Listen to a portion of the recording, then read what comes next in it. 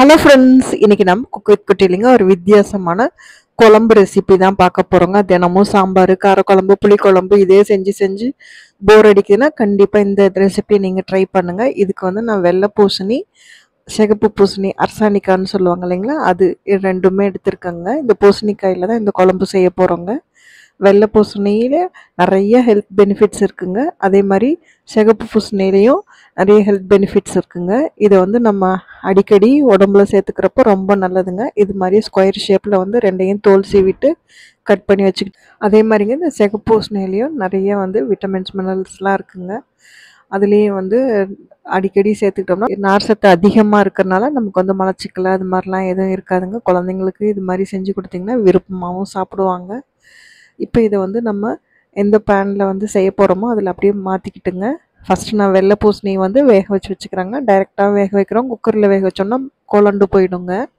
அதனால் நீங்கள் இது மாதிரி டைரெக்டாக எந்த பாத்திரத்தில் செய்ய போகிறீங்களோ அதில் வந்து எண்ணெய் எதுவுமே ஊற்றலைங்க. வெறும் வெள்ளை பூசணி மட்டும் போட்டுட்டு 1 டம்ளர் அளவுக்கு தண்ணி விட்டுங்க.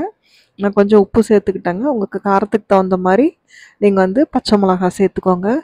இந்த குழம்புக்கு வந்து இந்த காரம் பச்சை மிளகாவோட காரம் மட்டும்தாங்க. அதனால உங்களுக்கு எவ்வளோ காரம் வேணுமோ அந்த அளவுக்கு போட்டுக்கோங்க.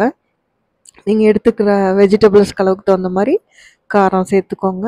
இப்போ இது வந்து ஒரு 3/4 பதம் வெந்துருச்சுங்க. பாருங்கள், ஒரு நைஃப் வச்சு குத்தி காட்டுறேன், நல்லா வந்து உள்ளே போகுது. இது ஒரு 3/4 பதம் வெந்ததுக்கப்புறம் நம்ம வந்து சிகப்பு பூசணியை சேர்த்துக்கிறோங்க. இந்த வெள்ளை பூசணி வேகிறதுக்கு கொஞ்சம் டைம் எடுக்குங்கிறனால இதை முதல்ல வேக வச்சுட்டுங்க. அடுத்தது வந்து சிகப்பு பூசணி போட்டுக்கிறோங்க. அது வந்து சீக்கிரம் வெந்துடுங்க. இப்போ நம்ம வந்து சிகப்பு பூசணி இதே மாதிரி க்யூப்ஸாக கட் பண்ணி வச்சுருக்கோம் இல்லைங்களா, அதையும் வந்து இது கூட சேர்த்துக்கலாங்க. இது கூட சேர்த்துட்டு வேக வைக்க போகிறோங்க. இது கூட வந்து நம்ம காராமணி சேர்த்து செய்ய போகிறோங்க. பாருங்கள், இப்போ இது ரெண்டுமே நல்லா வெந்துடுச்சுங்க. இந்த சமயத்தில் வந்து நான் முன்னாடியே குக்கரில் சாப்பாடு வைக்கிறப்போ கொஞ்சமாக தட்டைப்பயிறு வேக வச்சு வச்சுருந்தேங்க. அதையும் வந்து ஒரு தடவை வந்து லைட்டாக வாஷ் பண்ணிவிட்டு சேர்த்துக்கிறேங்க. கொஞ்சம் தண்ணி பத்தாத மாதிரி இருந்தது, அதனால் நான் சேர்த்துக்கிட்டேங்க. இந்த தட்டைப்பயிரை வந்து அப்படியே சேர்த்துனோம்னா இந்த கலர் வந்து ப்ரௌன் கலர் மாதிரி ஆகிடுங்க. அதனால் நான் வந்து சும்மா லைட்டாக தண்ணியில் வாஷ் பண்ணிவிட்டுங்க. அந்த தண்ணியை நான் குழம்புக்கு எடுத்துக்கிட்டேங்க, வேறு குழம்புக்கு. இப்போ அதை மட்டும் அந்த தட்டைப்பயிறு மட்டும் வேக வச்சதை இது கூட சேர்த்துக்கிறேங்க. இப்படி தட்டைப்பயிறு சேர்த்து செய்கிறப்ப தான் இது வந்து ரொம்ப டேஸ்ட்டாக இருக்குங்க.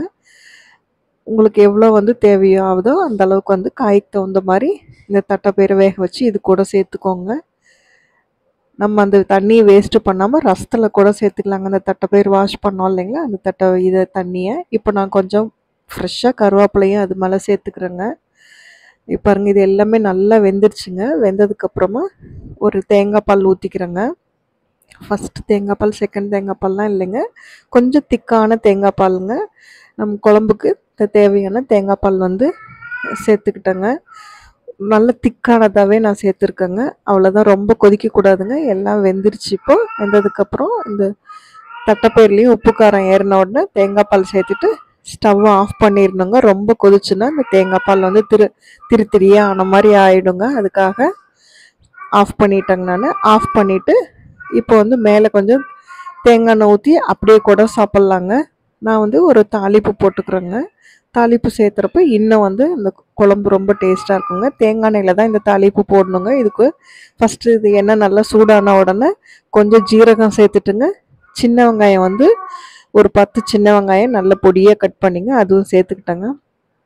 வெங்காயம் நல்லா ப்ரௌன் ஆன உடனே கருவேப்பிலை இன்னும் கொஞ்சம் கிள்ளி போட்டுங்க.